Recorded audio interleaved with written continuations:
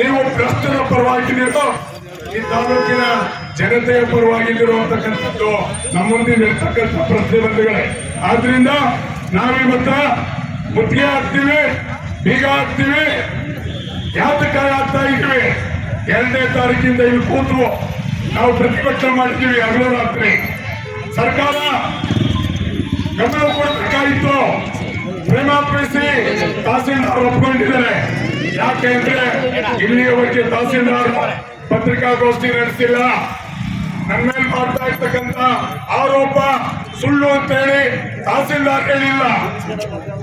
ನಾವು ಕರ್ತೀವಿ, ಬನ್ನಿ ಆಚಿನ ಬಂದಿಲ್ಲ ಇಲ್ಲ.